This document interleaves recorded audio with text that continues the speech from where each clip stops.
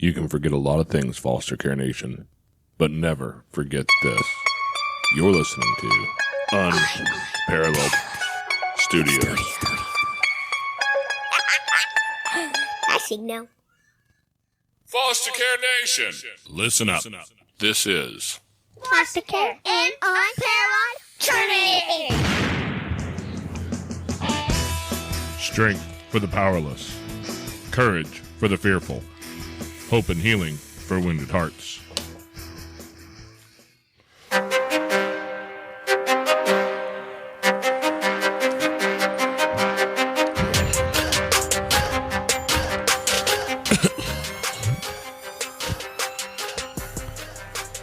Hello and welcome back to Foster Care, an Unparalleled Journey with Jason and maybe Amanda today, guys. Baby girl is with us and she is not terribly happy, and you might hear her squeaking a little bit from the other room. She has been loud enough to come through the wall a time or two here, but it is definitely nap time, and she is past her nap, and Dad screwed up and let her sleep a little bit at the end of church, and so she's all kinds of crabby trying to get her put down today. So in the meantime, we've got me, and I have with us Miss ReGina Smithwick today. And ReGina is an author. She has a workshop. She's a podcaster. She has a live talk show that she does on social media, and one heck of a story behind it all. So, ReGina, how are you doing today? I am fine, Jason. How are you? Thank you for allowing me to join you on your platform this afternoon. Hey, I'm glad you could come out here today and join us. And we really wanted to just be able to give you a minute and let you highlight your story a bit here and just tell us, how did you get involved in our world? You know, we do foster care and adoption stories and talk to people who help kids and who help parents. And it sounds like you not only have a story, but you fall into a couple of those categories. So I sure do. Yeah. How'd you get into this? Well, this is I love talking about this because I think that being, I have never been a foster child, but I've been adopted and I have adopted. So I'm on both ends of that. So I do understand that world. And I'm actually learning more as I get to know people like yourself and your wife that done this, because it comes in different facets, right? It's all different things. It's not one cookie cutter way of adopting or being a foster parent or being a foster child. So we all need to hear our stories because a lot of us don't understand this world. So it's very important to do so. Lord have mercy, you ever right. Every kid is wired so different. I have met biological twins who were like night and day, you know, fire and ice, and so every one of these stories is so very different. So tell us, how did you get into the adoption system? Well, I was adopted after birth. So my birth mother, set it up with social services to have me for me to be adopted, and my adopted parents got a phone call, when it was time for her to give birth and say, hey, we have a child, a girl, if you're interested. And of course they said yes, because they was already ready. They did the classes, did everything had to do. Now this is in 1970. Okay, so this is not, it's been over 50, almost 52 years ago. And my parents were groundbreaking because they were the first ones in our family to actually do a adoption out of an adoption agency. A lot of times in the Black community, we adopt inside our own families. People have children, they can't take care of them. The aunt is really the sister, how that kind of thing goes. Uh-huh. So that happens a lot in African-American families, but my parents were the first ones to actually go to an agency and do the adoption. So that's how that happened with me. So I was 3 days. I stayed with my birth mother in the hospital. Back then you stayed in the hospital a little longer when you had babies. Then we ship you out the next day like they do now.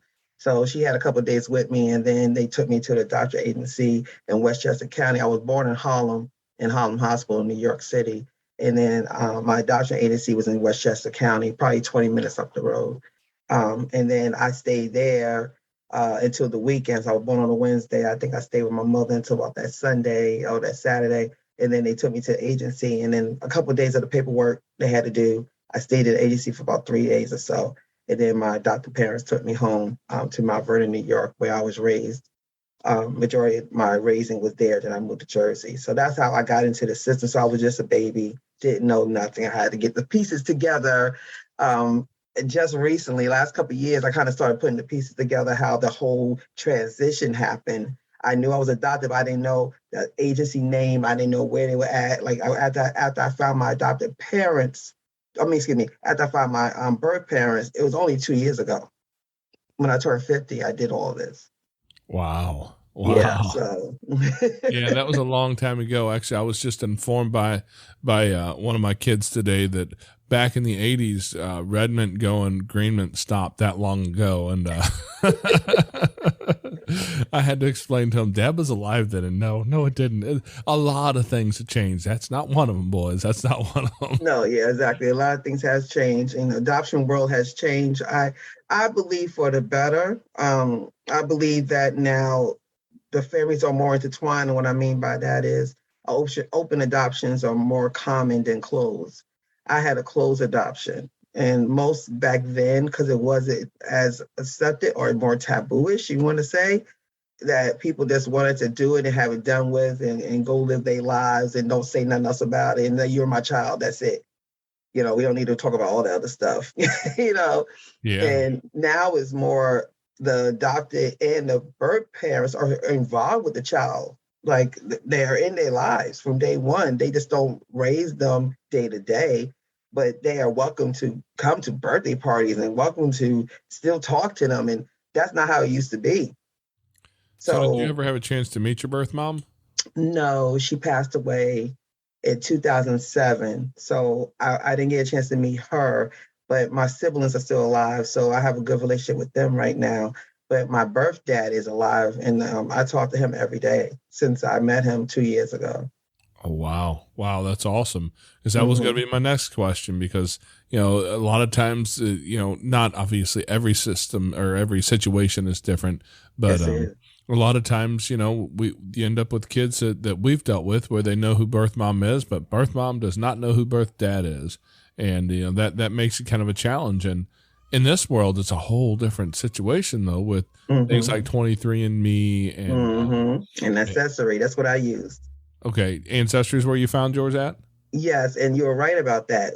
On my birth paperwork, it only said about my father was he was tall and he was 21. That was it. She didn't tell him anything else. She didn't give him any more information. Wow. And you don't realize how important stuff. Because, okay, let's take it back. Most people are young when they do this, right? In most cases, not all, but most. So imagine you at 20, 18. You do things that you don't do now, of course, and you're young, you're a child. So you just do what whatever your emotions are at that time, how you feel at that time. You're not talking to them at that time. You mad at them at that time. You make these decisions that you don't realize they are long-term repercussions because you didn't say anything. You're like, look, tall and 21. That's it. That's all I'm telling you. Wait a second. Are you telling me that at 21 years old, you made dumb decisions? Oh my gosh, you still make them at 51. I'm still going with I don't do that anymore because my mama listens to this every now and then. There's some things I don't know if I need to admit it out loud. But it's okay, and I'm good with it because it's what happens when you're young. I mean, I've been 20. I know it's just things you do. So I don't hold no grudges, no upset. I'm not upset at nothing. It's just what happened, and it is what it is. She did the best she could for what she had at the time, and that's how I take it. But you had said something earlier, Jason, that when you do these kind of adoptions, you don't know what's going to come out of it. You don't know how it's going to relate when it's time for you to try to find your birth family either. You don't know. You just got to do and just pray and ask God, to make this a good experience. But sometimes they don't want to be involved. They do it and they're not good with it inside. They just never settle with it.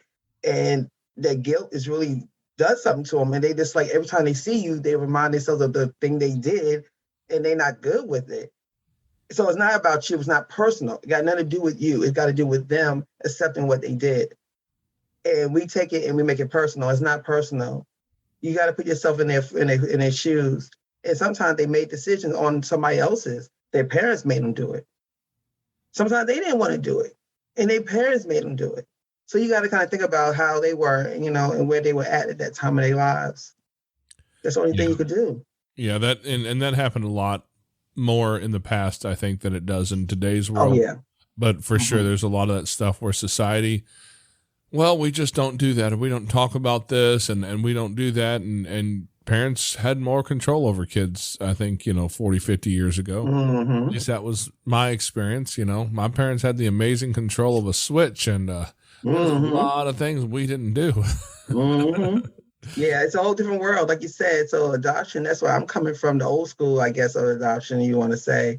Even before me, probably was even worse. They really didn't talk about too much. And, they used to send kids off when they were pregnant. You send them off to somebody's house somewhere, they have the baby, they do the adoption, and they bring them back home, and you act like they never had a kid. Yeah. It happened back then. That's what they did. They just got rid of you, and you didn't come back to you after you had your kid. I've always wondered, my grandmother on my dad's side always told us that there were stories that she didn't tell, some family secrets she was going to take to her grave, and she did. And I always wondered exactly what that looked like. Who was going to pop up on 23andMe one day or on Ancestry, and you get a phone call and go, oh, hey, by the way, Ancestry says we're related. Isn't that funny? Isn't it funny now that those decisions that they made back in the 40s and 50s, they never thought in a million years that we could figure it out. In a matter of spitting in a little vial, send it off to a lab, and 6 weeks later, you get your whole life sent to you on the app. Literally, that's what happened with me. Literally, thousands of people that I'm related to is on my app in a matter of 6 weeks that I didn't know I even knew. And so when you're adopted too, you got to think about it too. You don't know who you're dealing with in this life. You don't know who you're dealing with. I could have been married to a brother or a sister and never knew. Never knew. A cousin, a first cousin, an uncle. You would never know until you do this test and you go, wait a minute. I came to find out that I was in school. I went to college in Virginia. I was actually in school at the same time as my first cousins. We went to the same school at the same time. Wow. They didn't know. That's crazy. I mean, but that's the world we're living in. And so thank God for the technology to help us kind of understand some of that stuff, because it is so very hard for families sometimes to let go of those secrets. They want to hold on to those secrets and own those secrets so nobody else knows what they've done. But man, what's the old Johnny Cash song? Something about what you've done in the dark, it'll come to the light. Come to the light. That's right. Yeah. Sooner than later now. With technology, sooner than later. Yes, ma'am. Because even if they don't find it on 23andMe and DNA stuff, whatever you're doing, somebody somewhere caught that on video, in a picture, on a cell phone. And, I mean, every now and then my cell phone just lights up and starts recording what I'm saying, acting like it's Google trying to hear what I'm talking about. And it makes me a little bit nervous that it does that sometimes. Big brother, right? Hey, everything you do is findable these days. Like they said, I'll be watching you. Remember the song? Police, right? I'll be watching you. Yeah. So we're, we don't have a whole lot that we can hide, and Amanda and I, we're an adoptive family as well. And so we have kids we've adopted, and some bioparents we know about. Some, actually some of them, there's a decent amount that are, deceased.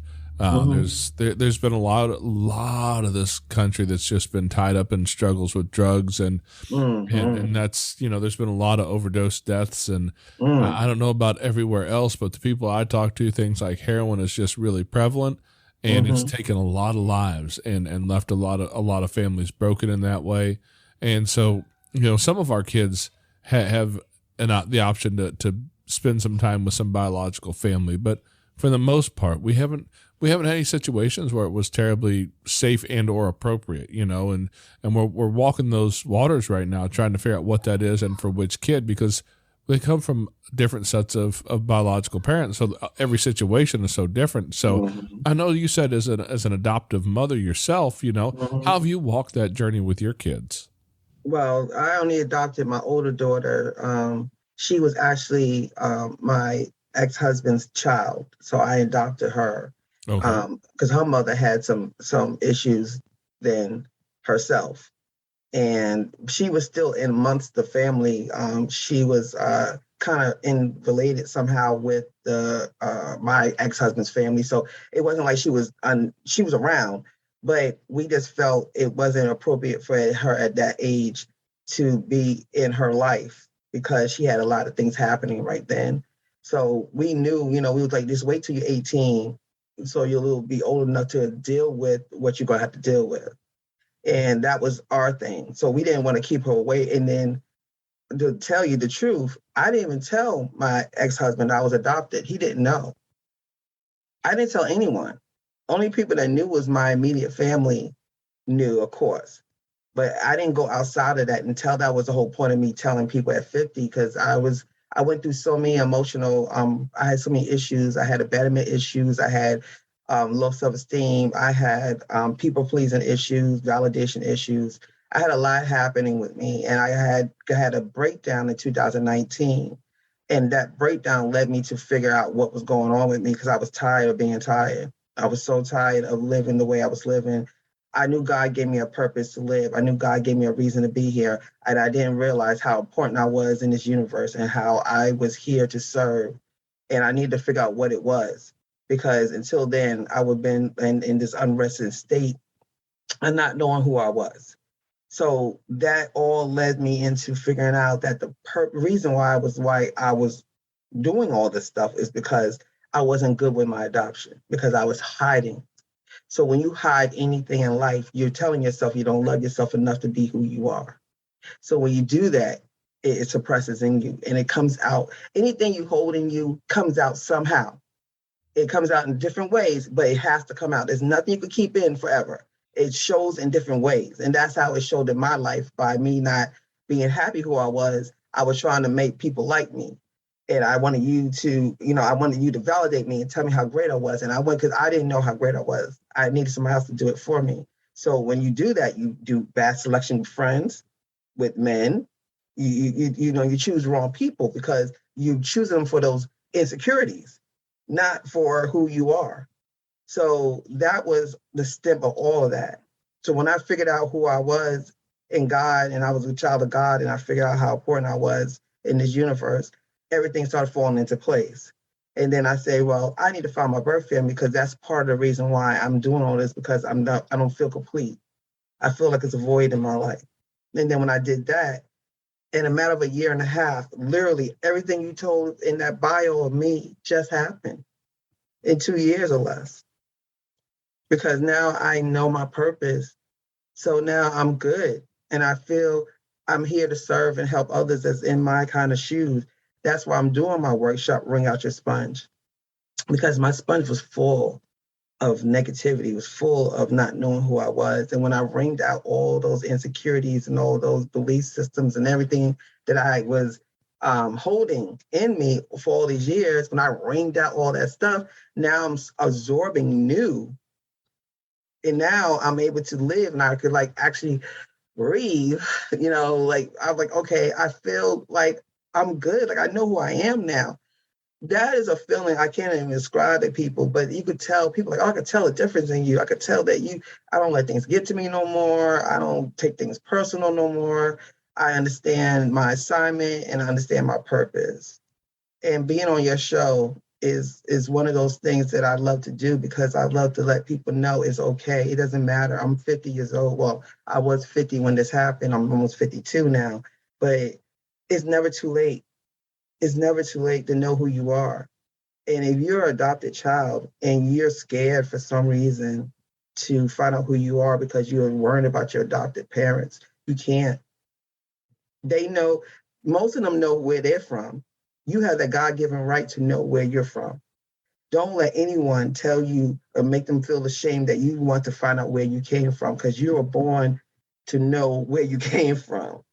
So don't worry about that. That will fix itself. You just do what's right for you and what's going to make you happy. And if you need to find out who you're from, go find out who you're from. And these days, you go to Amazon.com, order a kit, spit in a vial, and you find it out in 6 weeks. It's that simple. Yes, you do. Because, listeners can't see me, but, ReGina, I have been asked my entire life, what are you anyways? Right? Because you take one look at me and I have this ambiguously brown look with dark hair and a big black beard, and nobody could, I have been called every racial slur you've ever heard, and most of them with hate and malice behind it at some point. That's the beauty of living way out in the woods, right? Is that there's folks like that around. I mean, we're fortunate in our area. It's not too bad around our area. Most of the folks around here I get along with just fine, but I don't fit the stereotype that of somebody that they want to hate exactly, but they can find one that they want to throw on me. And so I've been called everything you've ever imagined. I've been told to go back to my own country. Most people since in the last, 20 years or so, it's usually like a Middle Eastern type slant that I get, from people. And I always just give them my best Midwestern country drawl voice back because it hurts their brain to see it, but yeah, I had some of those same questions. I'm like, look, my mama's awful white. Mm-hmm. My dad's awful white. And here's the real kicker. My oldest sister, she looks just like them complexion wise. Me and my younger sister and my youngest brother, the three of us all have this same strange look. Mm-hmm. I don't know where it comes from. I did the 23andMe. And you know what it said? Mm-hmm. It put a circle around Europe and said, yeah, pretty much all of that. All of that. So I don't have much more answers than I had when I started to begin with, but I know that my family that I grew up with was my biological family. Mm-hmm. Mostly because I was there, like when my brother come home from the hospital and he looks just like me. I've been told, that lucky little devil. I can say that because he's not here to argue. but yeah, I have some stories about my past. I know that when the Civil War first kicked off, the man who fired the shot that caused the first fatality in the Civil War, he fought for the North, and he was my 7 times removed great uncle or something. I don't know. That's but I've got family stories that have been passed down among the generations and stuff like that. I have some of those stories, and so I have an idea of who I am. I had that growing up, and it's allowed me to be comfortable enough in who I was to decide who I want to become. There you go. Because, history does not define future, but you have to have a starting place really to foundation start moving from. A lot of times it's difficult for people. I know who I am, and you mentioned faith a couple times already. And that's been a part of my journey as well, is figuring out what my faith is and who I am and how all this kind of ties together, because I believe God put us in a spot for a reason. Right. He picks his time in this place that he put us in this situation, and he's got a job for us. And I'm just kind of curious about, you said you know why you're here. Like you've been given your assignment. Can you talk about that just a little bit, what that looks like and how you found it? Well, in the process of going through what I describe as like the breakdown, and I went to a spiritual life coach to help me and guide me through. And then in the middle of all that, I learned who I was. Because one of the questions I like to ask people when I do coaching, because now I'm a certified life coach, because I felt it was so liberating and I was so free. I was like, I want to help others to kind of have this feeling I have. So I went ahead and got certified to be a certified life coach. And one of the questions I ask people is, who are you? You just discussed that.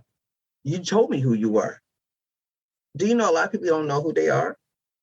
They'll tell me, well, I'm a lawyer, I'm a doctor, I'm a mother, I'm a sister, I'm a daughter. I didn't ask you your titles. I said, who are you? And if it takes you more than 5 seconds to figure out who you are, you need to go see someone. I said, everybody needs to see someone at least once in their lives, at least once. Because if you talk to yourself long enough, you're going to make sense. But sometimes you need to see like outside of yourself and see someone who is biased and talk to them and see. Are you kind of straightened out? Are you where you need to be? Is it things that's blocking you from being who you need to be? Do you know who you are to even know where to go for the next step? Like if you don't know who you are, and I'm a witness to this, I was going in circles. I was chasing my tail. Because you can't go forward if you don't know where you, like you said, you don't know where you're from and you don't have that foundation. How can you go forward? But a lot of times we talk to ourselves long enough, we think we're doing right.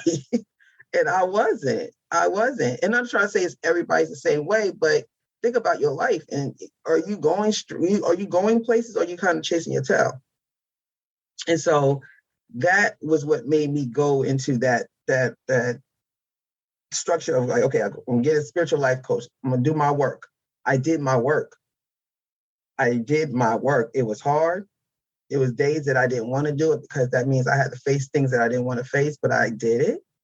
And I could tell you today, I had validation issues. I had low self-esteem. I can tell you that stuff now. Now, back then, I couldn't tell you that because for some reason, I thought that the rest of the world was perfect and I was the only one that was screwed up.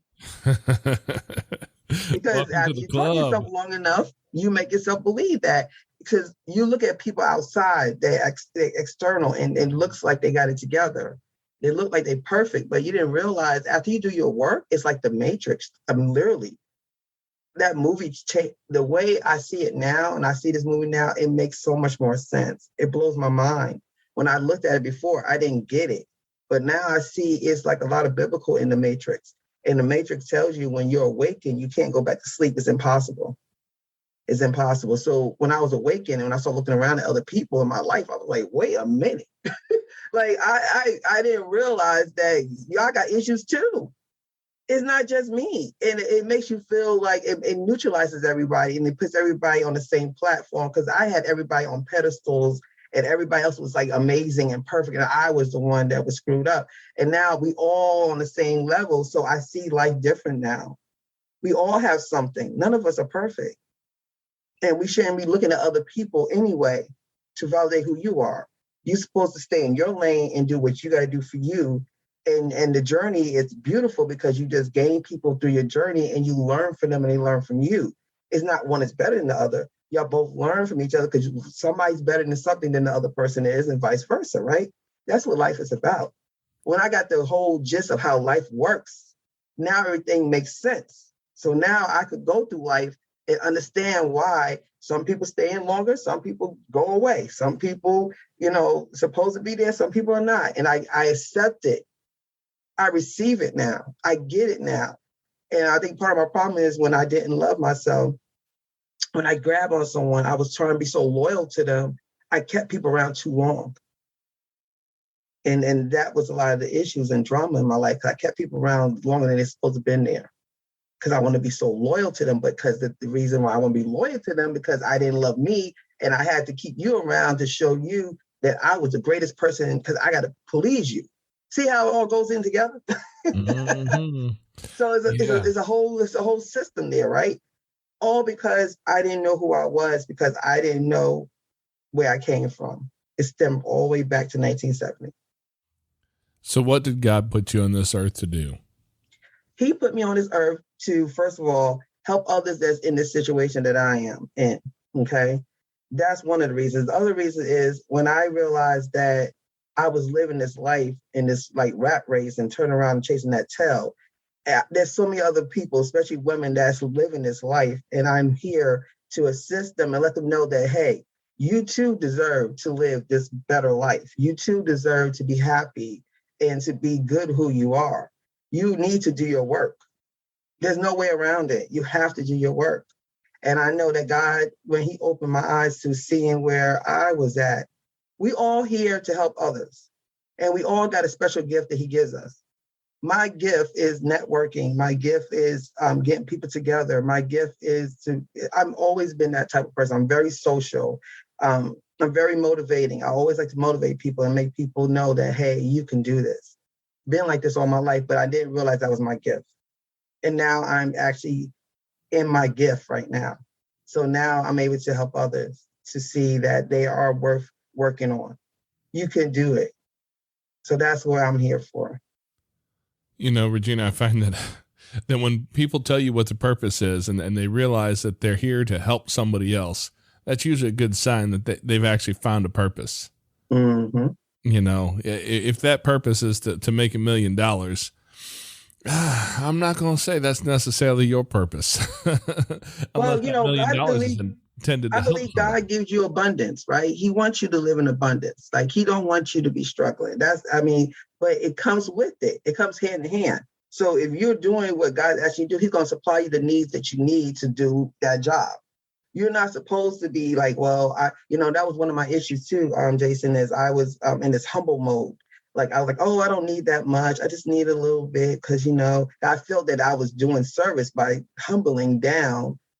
No, I want it.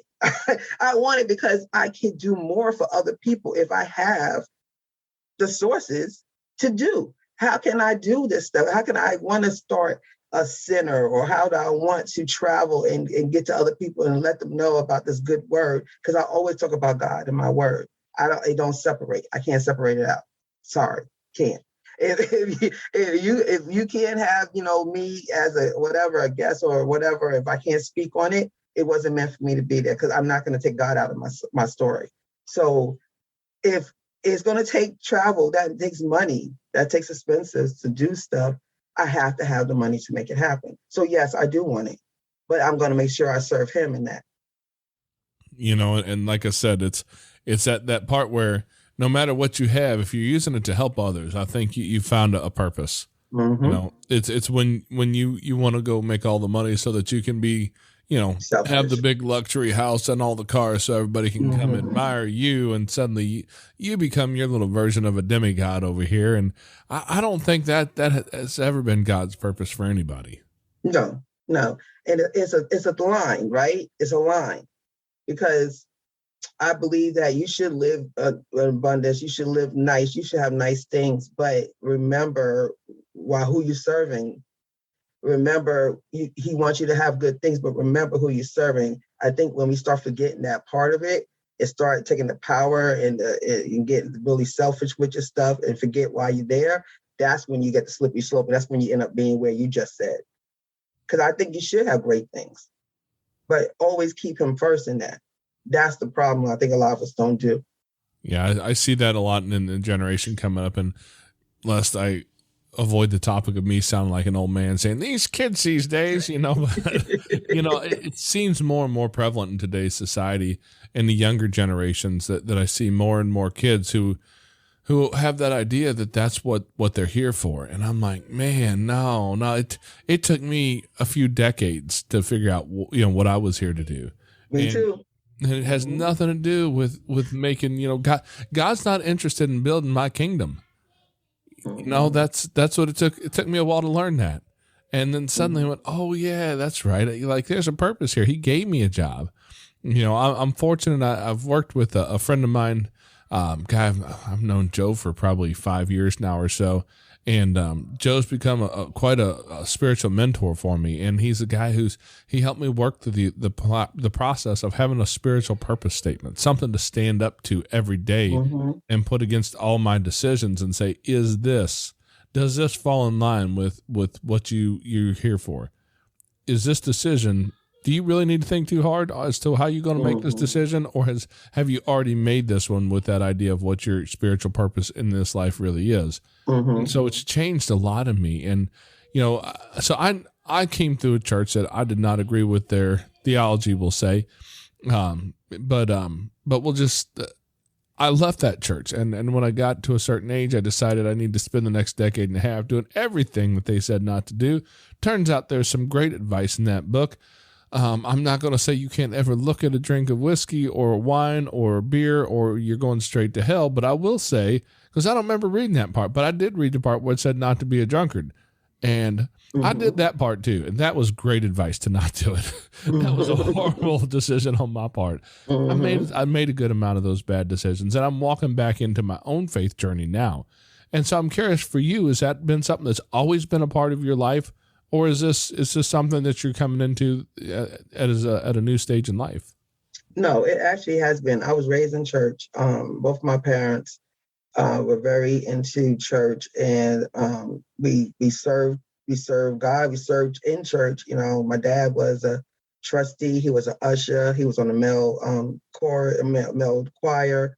My mother was in the choir. I used to be an usher. I did the birthday committee. I did the choir. We served, and I was raised in an amazing church in Mount Vernon, Grace Baptist Church in Mount Vernon, New York. And I love my church and my pastor's family and everything else. I did that for 25 years until I moved. And after I moved, I joined my own church when I moved and stuff. So I always had a church family in my life. Never went without a church family ever. When I moved, the first thing I did is find me a church and a church family. But the difference is now, I am now understanding the word better, because now my vision is clearer, and I understand my awakening. Now I'm understanding the Bible on another level. You could read the Bible all day, But if you're not really understanding what it's telling you, it still is like a blur, you know? And the way I bring in the Bible in my life now, you know, I bring it in doses. Like before when I was trying to learn the Bible, I would just read it, just from like reading like a novel. But now what I do is I read it in sections as what's going on in my life. So now I'm able to absorb it better because it's happening right then. So I need to get an answer, right? So I'm doing it. So I'm just doing it in a different way, but it's understanding it better and I'm receiving it better because I'm breaking it up in different ways now. And that's how I'm learning it now. I think before when you were trying to read it from cover to cover, you're going to be halfway fall asleep. You know, you're not really listening. But God is actually talking to me now because now I seem like my channel with him is better. So now I'm able to hear him better. So when I'm able to hear him better, I'm able to receive his word better. So it's a whole nother experience. It's always been there, but now it's just more of an awakening to me, if that makes sense. Yeah. That's been something that, you know, as a family, you know, Amanda grew up in a largely unchurched place, and I grew up in what I like to call an overly churched place. And, it's both of us came from different sides of the spiritual journey that weren't necessarily what I would call healthy for us. And we've been as a family kind of on a bit of a journey. I'll be honest. I'm the one to kind of charging ahead because I know that I grew up with so much stuff that was unhealthy for me. And I did not want to give that back to my kids. I didn't want my kids to grow up with the same struggles that I did. But as we discussed, you know, some of the stuff and a couple of the groups I'm in and some of the men I've talked to, one of the really interesting things is just how much you can draw back to that adoption story out of the story of the gospel. Mm-hmm. I mean, now, number one, the one guy who I do not envy his position at all looking back is Joseph, right? Like that guy was like one of the star adoptive dads in all of That's true. Good point. Yeah, at one point he adopted God, and I'm thinking I would be a horrible dad. Because let me tell you something, my older kids, like when we had them when we were pretty young, and they'll tell you, yeah, you weren't this way, Dad. You weren't this way. I'm like, yeah, I'm learning. But when you look at that story across the history, across all of that, you know, the whole thing kind of comes back to a grand adoption story. And wow, so, I never really thought of it that way, but he sure did. Yeah, it's the whole idea of being adopted into back into God's family, and so yeah, and here's the big kicker is that you have a choice in all that, and so when I lay that lens over top of it to look at it, I go, this is such an interesting story, a different way to look at it, like you're talking about. As time goes on, my life and I everything I read and I look at it has a different taste to that story than what I'd heard in the past. Yep, it sure does. So that comes with your learning. That comes with you growing, you know, and that's why the Bible is so amazing because you can read it again and again and it interprets different every time because it's based on where you at in your life. It's not just the words that's in the book. You know, you can read the same words, but how you interpret the words is what makes it resonate with you and make it stick with you and make you want to apply it to your daily life. It doesn't just do it because you read it. You know, that it is more than just the read, is where the read goes into here. Now, how does it work from here going back out? That's where a lot of people do it differently. And it's not saying it's wrong. It's just wherever you're at in your life. So I'm curious, did that play into your choice of adoption at all? In your does your spiritual life play into the adoption at all, or is that just happen to be together in your life? You know, was one the cause of the other, or are they just together? They're just together because I don't know anything without it. I've been with it since I was born. Like it's always been, even my birth mother, even I didn't know her, but when I came to learn her now through my family and my siblings, she always been a woman of God. You know, God had always been in her life. You know, she had rough little turbulence in her life, of course, because she had to do things, especially doing what she did with me. But she always had God in her as well as my adopted family. So it's always been in my life. Never been separated. I don't even know how to separate it. Now, if I utilize it or if I did right with it, that's a whole nother story. But it always been there though. It always been there. Now, a lot of times they always say, you know, you may stray, but you always come back because you have a foundation. You know, you always had him in your life, so you know how to come back. So I could tell you that, you know, I strayed for a while, but I did come back, you know, as I got older.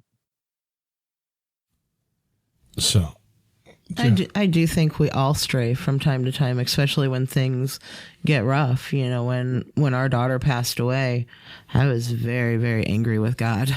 Mm-hmm. You know, I was very angry. I couldn't even allow myself to step back into church. I was so angry. Mm-hmm. It took me a long time to get over some of that anger, and I still struggle with some of that to this day. I think everybody does. You know, we all question and we all get angry from time to time. Yeah, I think as we get older too, you know, as you know, people are passing away, you know, as they say, as you get older, you're going to have more and more people passing away that's closer and closer to you, right? Because we all getting older. And it's just that the timing of your daughter, of course, is supposed to be opposite. You know, we are raised to think that you're supposed to go before your children. And when it goes the opposite way, we question why is it going that way? You know, because you feel like she didn't get a chance to do a lot of things that we are supposed to do in our lives here on earth. You know, you want her to get married or, you know, have kids. Oh, no, we are told that's how life's supposed to go. And as we get older, we realize that's not how life is. And it's hard to accept that because we've been trained to say life's supposed to happen just like this, and this. And when it doesn't happen that way, you go, why? God, why? And he's like, I never told you that's how it's supposed to go. You know what I'm saying? That's not what he told us. That's the way the world is telling us how it's supposed to go, because that's the way we were born in those belief systems. You know, and that was one of the things I touch on is that belief system that we were born into, because we don't have choices on how we're going to believe, because when we're born, our parents automatically dump in their belief systems in us. That's all they know. They don't know nothing else. And there's nothing wrong with that. But remember, when we get older, we're supposed to start questioning, like, okay, well, do I like this because I like it, or I do it because I was taught that by my parents? And then their parents taught them that, and their parents taught them that. Like I always tell the story that this grandmother used to cook chicken every holiday. And she breaks the legs off the chicken, and then she puts it in the pan and she puts it in the oven. So her daughter saw that. So when she got older, she started making chicken. She did the same thing. She broke the legs off, she put it in the oven and cooked it. So then her daughter saw it. Her daughter did it. But her daughter decided to ask the question, Ma, why did we break the chicken legs off before we put it in the oven to cook it? She said, oh, because it tastes better. It just tastes better. So she happened to go back and ask her grandmother. She said, Grandma, why did you break the legs off the chicken? She said, because my oven was too small back then. So I had to break the legs off to fit in the oven.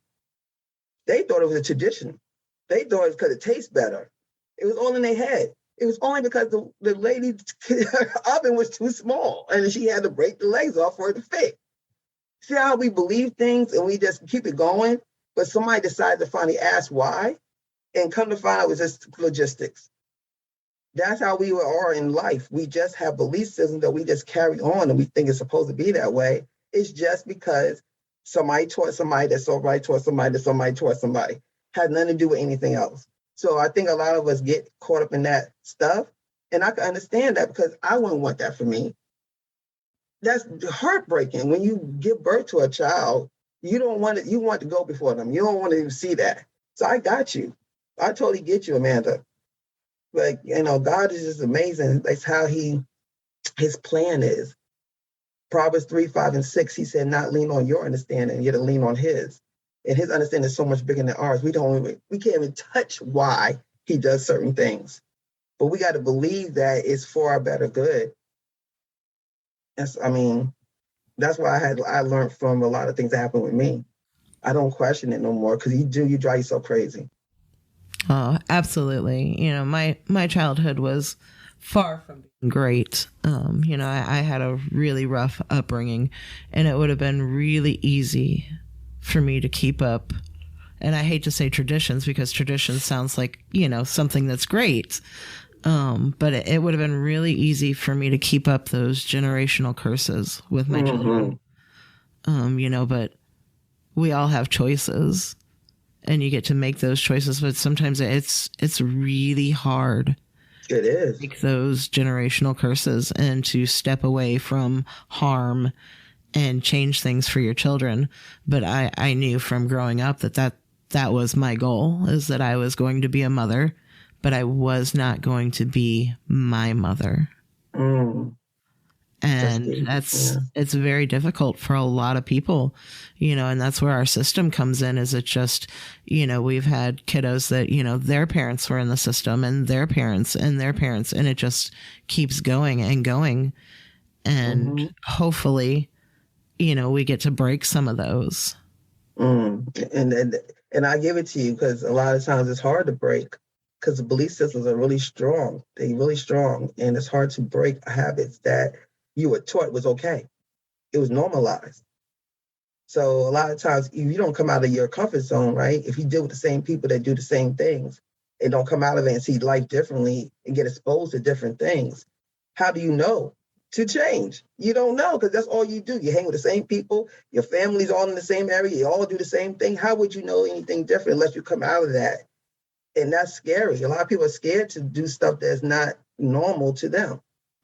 That's why they keep repeating it. Because think about it, if somebody was able to see something different and realize life is so much better over here, they would go, wait a minute, I'm doing this, but I could be doing this. Man, I'm going to do this.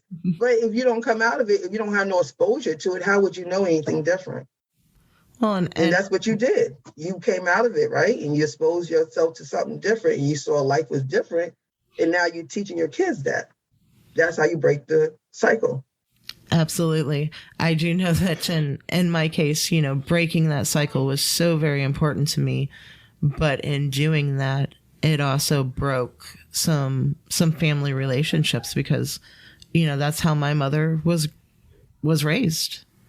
So for her, that this was normal. This is what you do. She's not doing anything wrong.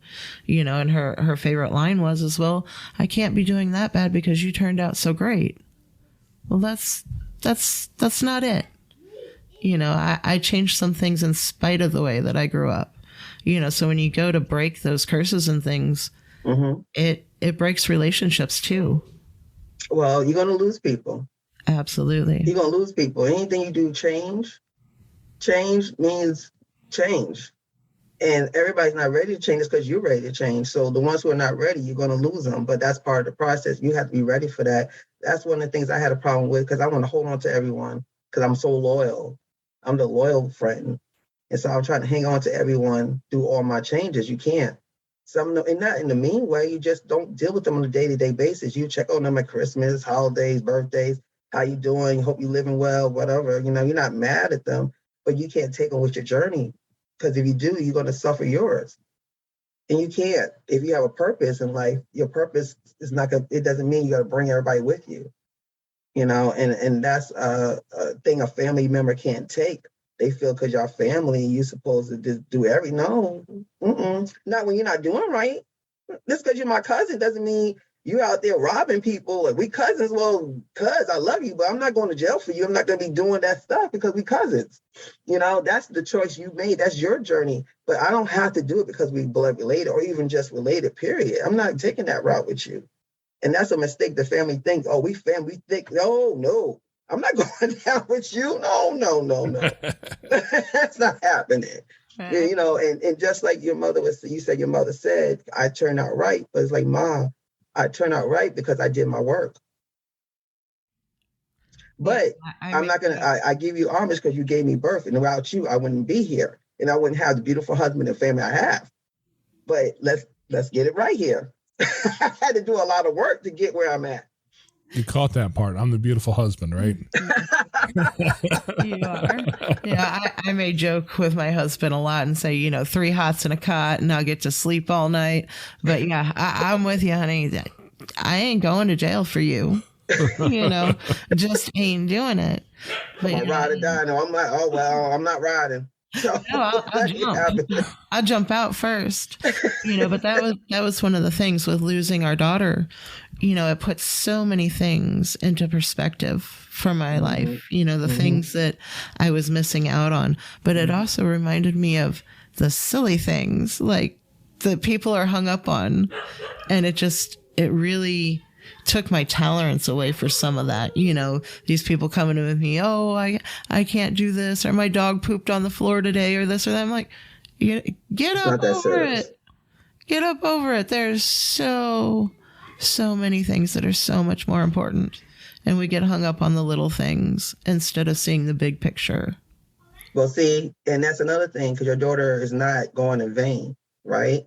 Because you learned so many lessons out of that experience, even though it was heartbreaking.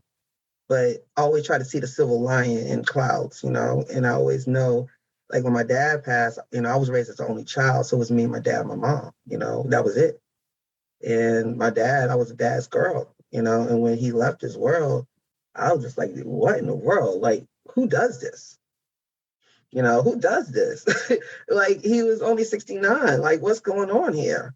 You know, and I used to go visit him every day at the gravesite. The gravesite was on my way home from work, and I could not pass it. I couldn't correlate how can I pass my father every day and not go over there? Like, I'm driving by him every day. Now, I know he's physically there, but his spirit is gone. But I couldn't separate the fact that I had this habit I had for 42 years that was broken in one day. And that's what happens when you lose somebody. You have a habit that you had for how many years they've been there. And one day the habit's broke and you're supposed to just go on with your life. And that's the problem that we had. That's called grieving, right? So when I'm passing him, I'm like, my car has to go into the cemetery and I have to go see him for an hour at a time. And my mother kept on saying, Regina, you don't have to go there every day. You know, he knows you got to go live your life. You know, but I said, but Mommy, it's so hard to just go past and just know that he's laying there. I just can't do it. And it took me a while to like separate. And then eventually I started, you know, and then I kind of weaned myself off. But I get you. Like, it's hard I have a habit of being in somebody's life. And then one day they just gone. It's hard to break habits. And that's how it is. So I get you. It absolutely is. Yeah. After our daughter passed, I spent months every day at the cemetery. See? I would bring my blanket and I would bring the books that she was reading, and I would lay there and I'd bring her favorite food and I'd bring her favorite drinks, and I would dump her drinks into the ground. Mm-hmm. You know, yeah, her body's there. Her spirit. Right, and that's the only we see, right? That's our understanding. So that's Proverbs 3, 5, and 6. That's our understanding. We only understand what we see, and we see is we saw when that body went in that ground. That's the last time I saw it. She's right here. So I'm going to connect to that because she's here. Even though I know her spirit is gone, but my understanding is she's here. So I got you 110% because I did the same thing.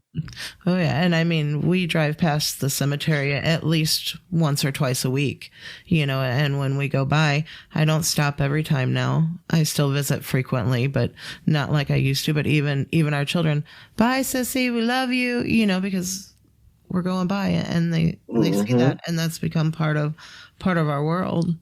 Yeah, you know, same thing. And mine is across the street from a gas station, a Sheetz gas station. My dad is a third pump to the left, and he's right in the front. So when I pump gas, I can see him right there. He's right in the front of the cemetery, right across the street from the gas station.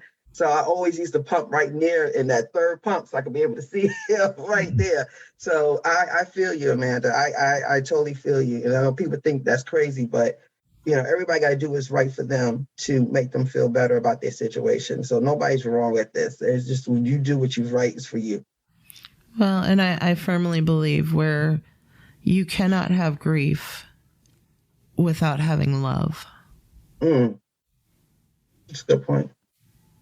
Very good point. Grief is love because you love that person. That's why you're grieving, right? Absolutely. Good point. Yeah. Yeah. Yeah. That was something else, but yeah. And as we get older, we're going to deal with it more and more. That's part of life. Yes, as we get older, it's going to be more and more. Oh yeah, and then eventually it's going to be us. Yeah, and you don't think that it will happen to you because it's so unnatural to lose a child before you. That's just not the order of things. But it definitely puts life into perspective that it can happen to anybody. So you need to y'all must have a lot of love to give because y'all have so many children y'all been taking care of, you know. And there's always the option that we're just insane, Regina. We are a little crazy. That's okay too. I think we all got some cray in us. We all got some cray. It's like more interesting that way. Yeah, after almost 30 kids come through the house, so There you go. we've definitely lost every bit of sanity we ever had. But I don't think That's a blessing, though. That's God's blessing that y'all have that ability to do what you do. That's not an easy task to take on other children, and not just other children with problems, because they all coming from situations that are broken. Well, Because if they wouldn't be in your house. Yep. And no matter what was going on, being taken away from their parents, that's trauma. And Major kids, trauma. They love their parents. It doesn't matter the house situation, what was going on. That's their family. That's what they know. That's where their heart is. Even if mama's not doing what she's supposed to do, or dad is not doing what he's supposed to do, that's still mama and dad. Mm-hmm. And there's always going to be that love, and there's always going to be that bond, and so if you can try to keep those connections for kids, that's the best thing. I want as many people as possible loving and rooting my children on. Mm-hmm. And every kid deserves that. Yeah, and that's why I said God bless y'all, because y'all doing something that is needed. Y'all doing something that our world needs to be more sensitive to, that, you're taking in people, but that's stressing you out sometimes. I know y'all had some nights y'all be in y'all room like, what in the world, what are we doing? I know you have to, because you're only human, and you got to take on other people's problems, and that's what you're doing. And you got to be therapists, and it's kind of like you only could do so much. You got to get help yourself. Because you're look, that's a lot on us. We got a guy we talked to, but you had to. There's no way. We had 6 people in our bedroom, and only 2 of them were adults. We had 4 kids in our bedroom last night, but. And one of them slept on my shoulder all night long, and I woke up at 3 o'clock in the morning and thought, I ain't going to be able to stand up. I ain't going to be able to get up. I hurt too bad now. Well, God bless y'all. I'm being honest. God bless y'all. I keep doing what you're doing, because we need more people like y'all out there to help these children, that are, one of the things that I was doing with my book is I was doing proceeds to go to the Dave Thomas Foundation, because the story about Dave Thomas, with Wendy's owner, he's adopted, and he believes in the foster care system. And, he was saying how many kids age out of the foster care system, and they literally just say goodbye, have a good life, and they don't give you nothing else. They don't, after you're 18, that's a wrap. And what are these kids supposed to do? They still children, and they out there in this world with no guidance and no parents or nothing. So his foundation is, does a lot with the foster care and aging out of the foster care system. So for y'all to be able to do that, these kids are blessed, because there's a lot of kids that age out and they on their own. Yeah, just a couple months ago, we actually spoke to... it wasn't even a couple months ago. It was just a few weeks ago. We did Rita an interview Sornon with the CEO from the Dave Thomas Foundation. Okay, there you go. Yeah, that story has always been one that I've heard since I was a kid, and it's funny now because I talk to the younger generation of folks, and they don't know who Dave Thomas is. They know who Wendy's is, but they don't know that. Yeah, I know the owner and his story. They don't know so much about that story. They're going to Dave Thomas. If they're going to Wendy's now, they actually have it on the walls, like adoption, the word adoptions on the wall, and Dave Thomas Foundation. Because the new ones they redoing, they have all that on the wall, and then they actually have a donation, like a Wendy's. You buy that little card and get the free Frosties, and the donations go to. Yeah, so now it's more prevalent. They putting it in the stores now. So the younger generation doesn't see it though, because it's not on their phone screen. They don't read the walls in the store, right? They don't read the walls in the restaurant. They just get their food and go. They got to stare at a screen. That's what they do. Well, Regina, I just want to thank you for spending some time with us today and telling your story, because adoption has its struggles, and it has some really horrible stories. We've heard some horrible stories about people who've been adopted into horrible situations, and it's been terrible at times for people, but it's also had some really beautiful stories as well. And I'm glad to hear that you ended up in a family where you felt loved, and you have not only survived that part of your life, but then decided to, now that you've retired, to go ahead and create something new and big and beautiful and help the world. So thank you so much for sharing your story with us today. We really appreciate it. Well, thank you, Jason and Amanda, for letting me be on your platform. And like I said, God bless y'all and keep doing what y'all doing. Yep. Yeah. You as well. Mhm. Exactly. Yeah. And we'll have links to all of your stuff in the podcast notes, and for anybody who wants to scroll down and look, it'll be in the podcast notes, or you can look at over at foster care. I can't remember the name of my own website, fostercarenation.com. If you click on the podcast blog and find the post that has this one in it, it will you'll be able to go down and see it all right there as well. Okay, Foster Care Nation. Thank you for listening to ReGina's story. Now take her knowledge and wisdom to heart so you can create love and healing in your family and community. Be sure to come back next week. We have new episodes every Tuesday. If you would like to share your story as a guest, you can reach us at jason@fostercarenation.com. You can connect with other like-minded people on Facebook at facebook.com/groups/fostercareuj. Don't forget, we have an account over at Buy Me a Coffee. It's like a virtual tip jar where you can help us fund our mission for as much or as little as you want. It's at buymeacoffee.com/fostercare. The links to everything are in the show notes in your podcast player or at Foster Care Nation. And, as always, You are so super awesome. I think you guys so cool. Yeah. Thank you for listening. Thanks. Unparalleled Studios.